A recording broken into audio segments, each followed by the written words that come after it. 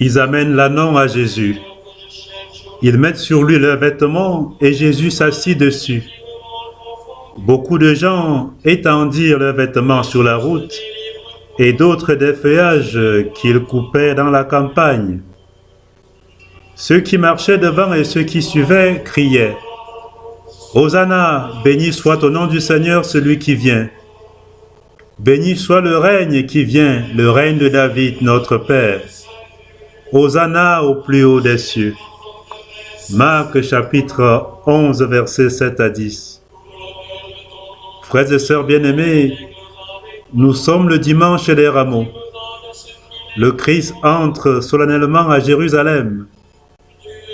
La liturgie appelle cette entrée messianique, entrée royale, entrée triomphale, en se rapportant au psaume 23-24, versets 7 à 10, qui dit « Portes, levez vos frontons, élevez-vous, portes éternelles, qu'il entre le roi de gloire.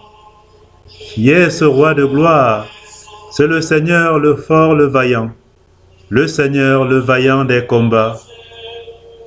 Portes, levez vos frontons, levez-les, portes éternelles, qu'il entre le roi de gloire.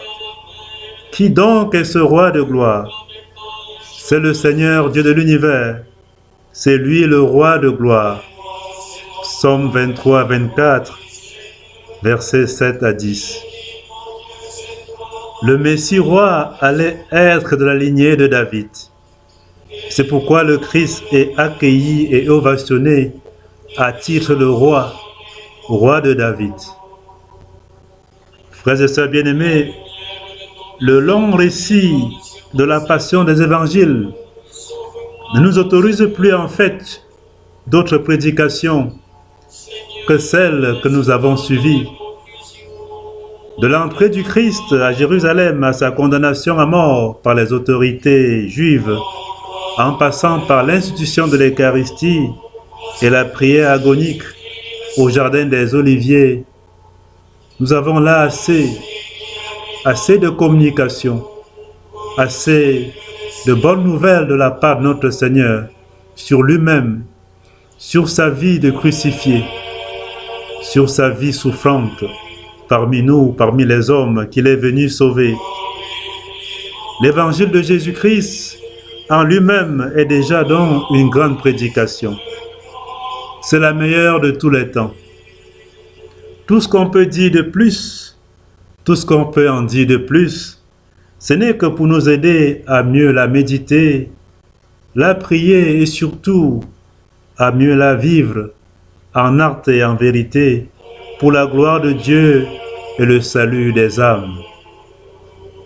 Bien-aimés du Seigneur, l'entrée de Jésus à Jérusalem, c'est l'entrée à la mort, c'est l'entrée dans la mort. Car à Jérusalem, il y a la mort en abondance, après une passion aussi abondante, aussi violente. C'est là, à Jérusalem, que meurent les prophètes. C'est là que sont morts les prophètes. Matthieu 23, 37, Luc 13, versets 33 à 34, où Jésus dit « Les prophètes périssent à Jérusalem. Il est impossible qu'un prophète périsse hors de Jérusalem. » Et c'est là, à Jérusalem, qu'est mort lui Jésus, le prophète des prophètes, le prophète par excellence, tel que c'est écrit dans Matthieu chapitre 21, versets 11 à 46, Marc 6, 15, Jean chapitre 4, verset 19, Luc 7, verset 16, le prophète par excellence. Il doit mourir là aussi.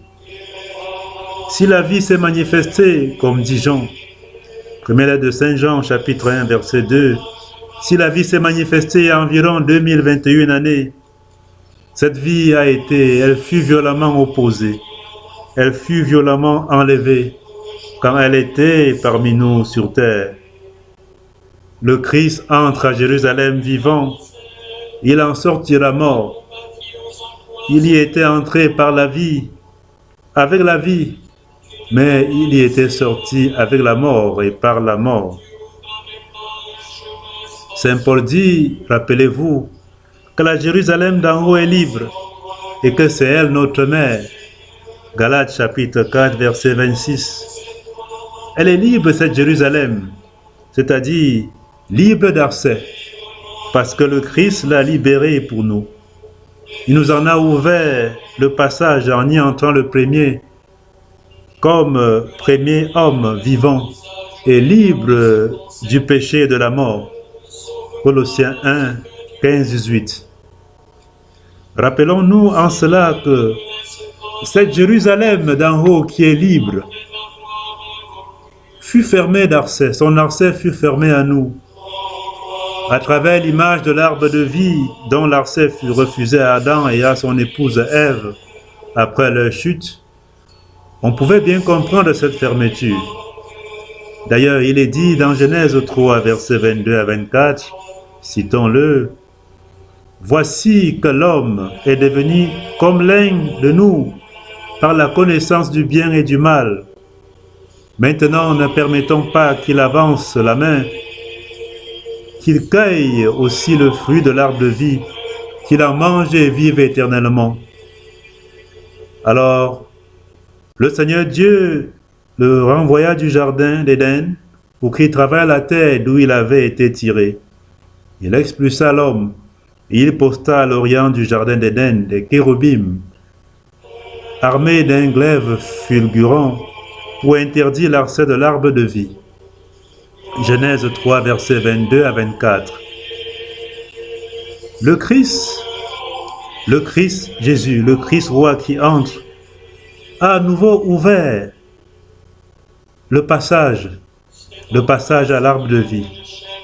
Les chérubins de vie, les chérubins de la résurrection l'ont escorté au ciel pour qu'il y entre après sa mort.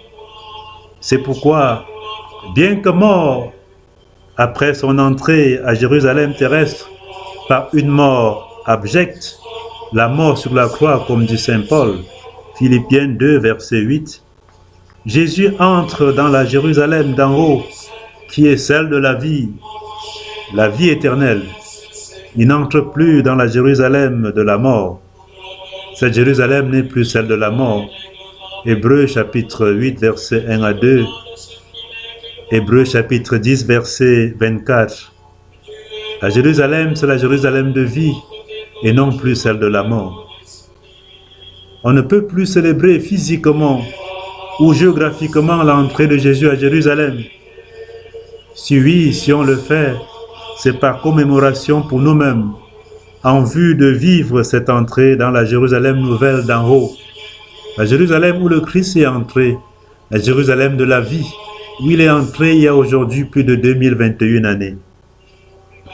Bien-aimés du Seigneur, au niveau géographique et spirituel, chaque personne d'entre nous est devenue une Jérusalem dans laquelle le Christ veut entrer. Accueillons-le donc par les palmes de la foi, c'est-à-dire la confession de sa mort et de sa résurrection pour nous. Accueillons-le, ce Christ, par les palmes de l'espérance, c'est-à-dire l'espérance en la vie du monde à venir, la vie éternelle qui est déjà commencée et que le Christ nous a obtenue en offrant sa vie humaine sur la croix pour nous. Accueillons-le, ce Christ qui entre par les palmes de la charité, c'est-à-dire les bonnes œuvres, les œuvres de miséricorde envers le prochain et surtout envers les plus pauvres. C'est pour elles que le Christ dit, c'est pour ces œuvres que le Christ dit, que votre lumière brille devant les hommes.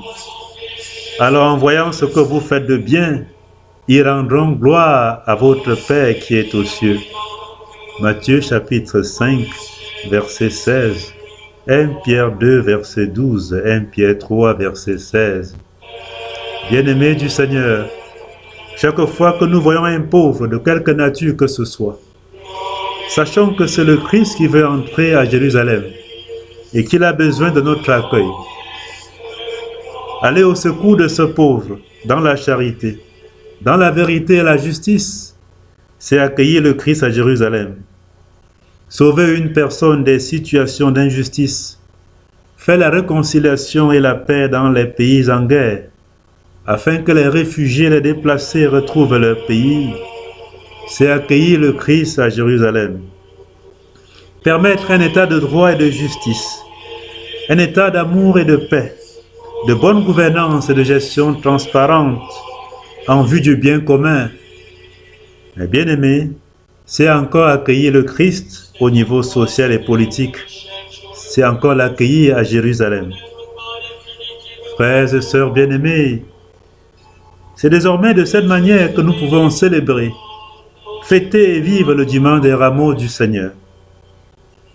Les rameaux de la foi, les rameaux de l'espérance et de la charité, les rameaux de la justice, les rameaux de la vérité, de la réconciliation, de la paix, par lesquels nous reconnaissons, nous confessons sa mort et sa résurrection, par lesquels nous reconnaissons son entrée dans la gloire éternelle du Père.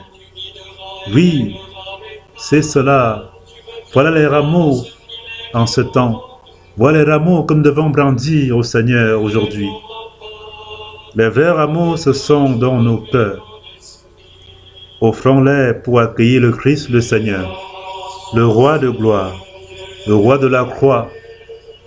Offrons-le pour l'accueillir dans l'Eucharistie où il se donne à nous, pour l'accueillir dans le prochain, dans l'autre, dans notre frère, dans notre sœur. Bonne fête des rameaux, bonne fête du roi de gloire, bonne fête du crucifié, bonne fête de celui qui est la vie, le Seigneur de la vie, et qui la donne, et qui te la donne, et qui nous la donne en abondance. Amen.